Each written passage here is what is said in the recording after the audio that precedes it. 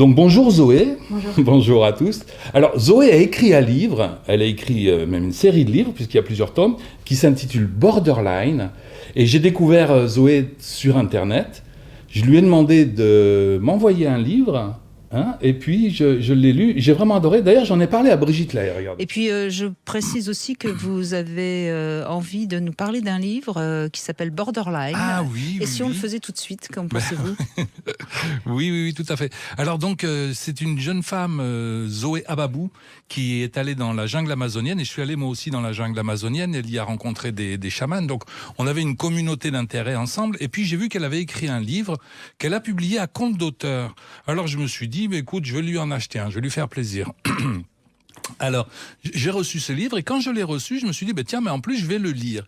Et là, extraordinaire. Ce livre est superbement écrit, passionnant, il nous attache du début jusqu'à la fin. Vraiment, je pensais faire l'honneur à Zoé Ababou de lui acheter un livre. En fait, c'est elle qui m'a fait l'honneur de bien vouloir me l'envoyer, et je l'en remercie. Donc c'est un très bon livre. Borderline, Zoé Ababou, on doit pouvoir le trouver sur Amazon, et si vous n'arrivez pas à le trouver, contactez-moi, je vous mettrai en contact avec elle. D'accord. Et donc, ça parle de son parcours Non, pas du tout. C'est un roman, c'est une fiction. On suit un jeune couple de jumeaux sur différentes temporalités. Elle le manie. D'ailleurs, c'est très très difficile de travailler sur différentes temporalités dans un roman. Et elle y arrive très bien. À chaque fois qu'on change de chapitre, on change de temporalité et on se retrouve tout de suite. Donc, ils vont descendre aux enfers dans une Amérique qui est vraiment très dure à vivre.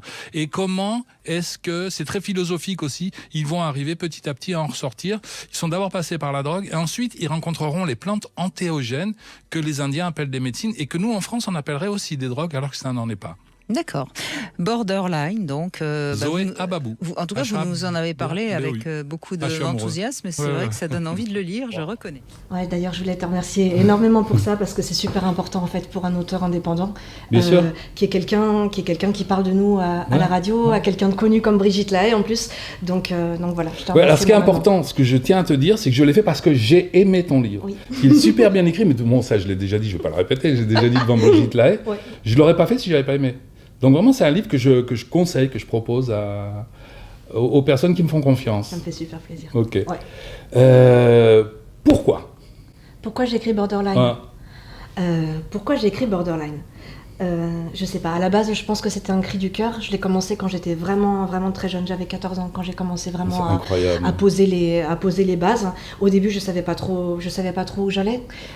J'avais juste le personnage principal, un jeune mec paumé, et en fait j'ai grandi avec lui petit à petit. Et le fait d'écrire à son sujet, ça m'a permis d'évoluer moi aussi en parallèle en fait. Et par contre, après, évidemment, en ce qui concerne l'ayahuasca, je m'y attendais pas du tout, et c'est quand moi j'ai fait la rencontre de l'ayahuasca que je me suis... j'ai compris en fait que mon personnage, il devait se diriger vers ça, parce que c'était... d'une façon personnelle et aussi d'une façon littéraire, c'est quelque chose d'énorme en fait quand on... D'accord, donc tu écris sur plusieurs temporalités, hein. Oui. C'est-à-dire à chaque chapitre on est dans une temporalité différente, donc ce qui se produit c'est que ce que tu écris quand le personnage a 14 ans, toi tu avais 14 ans. Tout à fait. Et tu ne savais pas qu'un jour tu irais dans la jungle. Non. C'est magnifique. Non, absolument pas. C'est extraordinaire. Mais par contre ça s'est révélé vraiment comme une évidence quand j'ai fait la rencontre de la plante.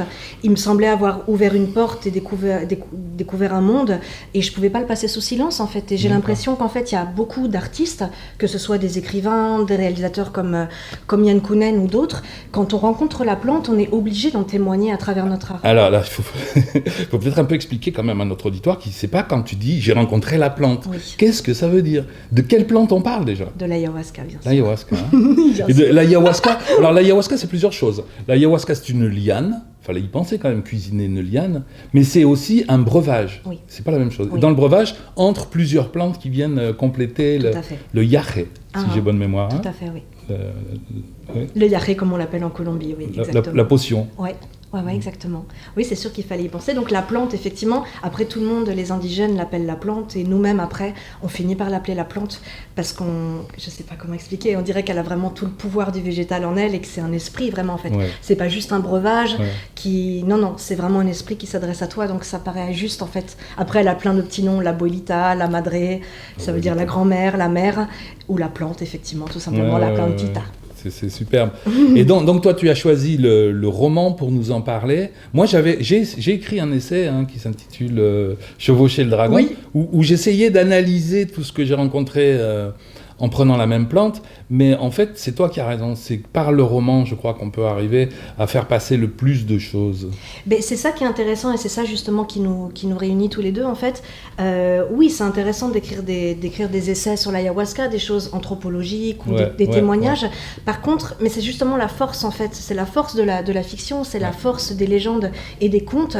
En fait, quand on écrit une fiction, quelque chose comme ça, ou quand on raconte une histoire, on passe par le langage métaphorique. Oui. Et en fait, j'ai l'impression, et c'est pour ça, je pense d'ailleurs que les légendes ont perduré et que c'est comme ça que ça marchait d'ailleurs dans l'ancien temps, parce qu'en fait, quand on incorpore des idées à l'intérieur d'une histoire, c'est le langage qu'utilise la plante aussi d'ailleurs à travers les visions. C'est un langage métaphorique qui s'adresse plus à l'âme en fait qu'à la raison. Et il me semble que pour faire vivre les enseignements de la plante ou des idées en général, les incorporer à travers d'une histoire, les faire vivre à des personnages de fiction, et ben en fait, le message passe. Le message est plus fort. Le problème de l'essai, c'est que c'est très intellectualisé. Oui. On vit des choses et on cherche à y mettre du sens. Oui. Et en fait, on rentre dans une. Froid. Oui, et puis la pensée, c'est une fractale. Oui. C'est-à-dire que la pensée entraîne une autre pensée qui entraîne encore une pensée, etc. Oui. Tu vois. Et en fait, on finit par devenir obsessionnel, tout simplement. Oui. Alors que dans le roman, on dit son ressenti, on dit ce qu'on voit, et puis après, libre au lecteur d'y trouver ce qu'il a envie d'y trouver. Au moment où il est capable de le trouver. Parce que moi, j'ai reçu, comme toi, des enseignements des plantes, c'est extraordinaire. J'ai écrit, parce que moi aussi, j'ai écrit mon roman, j'ai simplement pas publié, pour l'instant. Et j'ai écrit des enseignements il y a 10 ans, que j'avais reçus de l'ayahuasca. Je te promets, je les relis aujourd'hui, je dis, mais j'étais passé à côté de l'essentiel. Oui. J'ai pas entendu le message essentiel. Oui. Ouais. Mais je trouve que c'est quelque chose qui arrive, et même on se surprend soi-même en fait, et le fait de, je sais pas, pour moi ça résonne beaucoup plus en fait, ça résonne beaucoup plus de l'incorporer dans une histoire, parce que sinon, comme tu dis en fait, on reste au niveau de l'intellect, et les enseignements profonds qui viennent de n'importe quelle tradition, qui viennent de l'ayahuasca ou d'ailleurs, les enseignements, en fait, ça ne doit pas rester au niveau de l'intellect, ça doit résonner à l'intérieur de l'âme, si tu veux, et à l'intérieur de l'âme des lecteurs aussi, pas seulement de nous, et des lecteurs, en fait. Et je trouve que c'est la meilleure manière, finalement, d'exprimer ce que peut être un enseignement. Et c'est comme ça qu'ils faisaient les anciens, quoi. En fait, on n'a rien inventé, les trucs autour du feu, les machins. Nous sommes des chamans. Alors, oui, ce serait intéressant, d'ailleurs, justement, qu'on aborde ce truc-là. Cette idée, en fait, que l'ayahuasca, quand elle se pointe dans ta vie, en tant qu'artiste, tu te sens obligé d'en témoigner et de l'incorporer à ton œuvre d'une manière ou d'une autre, honnêtement, d'une manière ou d'une autre. Et après, en fait, quand on voit le résultat, moi je vois justement la façon dont mes lecteurs parlent de mes livres, on dirait qu'en fait, après c'est nous qui devenons...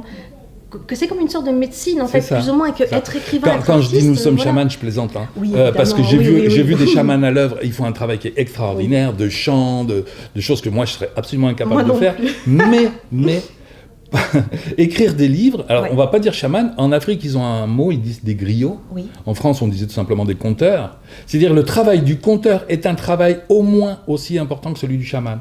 On a notre place, si tu veux. On a notre place dans le paysage chamanique, sans être des chamans, et sans se prendre pour des chamans. C'est pour ça qu'il fallait l'entendre comme une blague, ce que j'ai dit tout à l'heure. On est bien d'accord, Parce que j'ai rencontré des gens qui se prenaient pour des chamans, c'est juste des catastrophes. D'ailleurs, on mettra un petit avertissement, s'il y a parmi vous des gens qui ont envie un jour d'essayer une plante ou quelque chose, il faut beaucoup de circonspection, parce que beaucoup de gens font ça pour gagner du fric et n'ont pas forcément les qualités pour. Ça, on doit le dire. Moi, j'en ai rencontré. Et j'en ai écrit des chapitres sur. C'est presque drôle.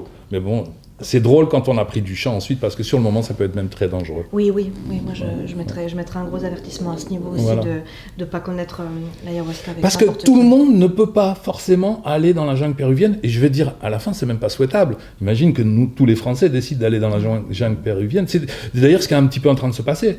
Là-bas, c'est une autoroute à touristes. La jungle, c'est devenu ça. Moi, quand j'y suis allé à l'époque, il y avait beaucoup moins de touristes. Et les quelques chamans étaient contents de nous recevoir pour nous montrer ce qu'ils faisaient. Et puis, voilà, il y a une inflation de prix aussi, où quand on se balade à Iquitos, on se fait aborder dans la rue par souvent des anglo-saxons qui nous disent « Viens voir mon chaman ». C'est vraiment devenu un business, et il y a d'ailleurs des personnes qui sont pas chamanes, qui donnent quand même l'ayahuasca. Ceux-là sont dangereux. Parce que c'est devenu un business. Oui, c'est dangereux. Ceux-là sont dangereux. Et même des gens qui se croient chamans, c'est-à-dire ils cherchent pas à te tromper. Oui, Mais il y en a fait, ça ils n'en aussi. ont pas les qualités. Oui, il y a ça aussi. Après, voilà. Je pense que ça pourrait faire l'objet d'une émission entière en fait de ce que c'est vraiment être chaman en tant qu'indigène ou en tant qu'occidental. Mais voilà, ça ferait l'objet d'une émission à part entière. Je pourrais faire ça, moi, vous raconter sous forme de vidéo. Je l'ai fait pareil avec les femmes qui tournaient autour du Bouddha. J'ai raconté quelques petites histoires. Je pourrais vous raconter quelques cérémonies que j'ai faites, certaines qui étaient magnifiques. Les premières, notamment, j'ai eu la chance. La première fois que j'ai pris de l'ayahuasca, c'était au Pérou. C'était avec un vrai chaman et ça s'est très très bien passé. J'ai eu cette chance aussi, Mais ouais. par la suite, j'en ai rencontré d'autres par ailleurs. Waouh, où ça fait peur. Oui. Ça fait peur, ouais. Oui. Parce que sous ayahuasca, on peut voir des choses quand même dark, hein. On pénètre dans une dimension où vaut mieux avoir un guide, c'est-à-dire vaut mieux avoir un guide. Donc oui, que ce soit des dimensions à l'intérieur de soi ou des dimensions extérieures. Oui, il vaut mieux avoir un guide là-dedans qui sait ce qu'il fait. Voilà. Pour pas Donc si vous s'embarquer, n'avez pas voilà, envie quoi. d'aller dans la jungle, si vous n'avez pas envie de vous faire peur avec des chamans, vous lisez le roman de Zoé. Et C'est vrai que ça peut être une manière de... ouais. Après, moi, ce que je vois quand même avec ces romans, c'est qu'il y a des gens qui n'avaient jamais entendu parler d'ayahuasca qui s'y sont intéressés. Donc voilà, c'est pas un substitut parfait non plus. C'est pas comme si tu allais vivre l'expérience. Enfin oui, plus ou moins quand même, tu la vis à travers les bouquins. Et c'est l'idée aussi quand même. Moi, j'aime bien. ouais, C'est puis très on immersif, peut ce que redonner, j'écris, on peut redonner et voilà, quoi. les enseignements qu'on a reçus. Ce sont des enseignements universels. Au final, oui, même si ça peut paraître très personnel et que chaque cérémonie, vraiment, en fait, quand tu entends les gens Ouais. qui parlent des messages qu'ils ont reçus de la plante, ça peut sembler, et c'est extrêmement d'ailleurs, pertinent et personnel, Bien sûr. mais au final, en fait, on se rend compte que oui, c'est des enseignements universels. Ouais. Parce qu'on a tous besoin, au final, on a tous les... C'est très proche, en fait, ce qu'on a à guérir, et ce qu'on... Ok. Tu vois, je trouve Mais qu'au qu'est-ce final, qu'on pourrait voilà, quoi. faire? Est-ce que tu as envie de raconter une expérience, par exemple, ou un enseignement que tu as reçu? Parce qu'à ce moment-là, on pourrait clôturer là cette vidéo, parce que je cherche à faire des vidéos qui sont pas trop longues, Ouais. et on refait une nouvelle vidéo où on raconte chacun. Moi, j'en ai une en tête qui est super importante, Ouais. un enseignement que j'ai reçu, et que j'aimerais bien partager avec vous. Est-ce que toi, tu en as un en tête qui pourrait être partageable? Il faut que je réfléchisse, mais D'accord. voilà, si on coupe et que... Ouais, donc on va... et qu'on fait une autre vidéo. On en, oui, on en reste je là dois- pour cette vidéo, je veux pas qu'elle soit trop longue, et puis je vous en propose une autre qui paraîtra la semaine prochaine. Voilà, on en reste là, Zoé? Ça marche très bien. Ok. Au Au revoir. revoir.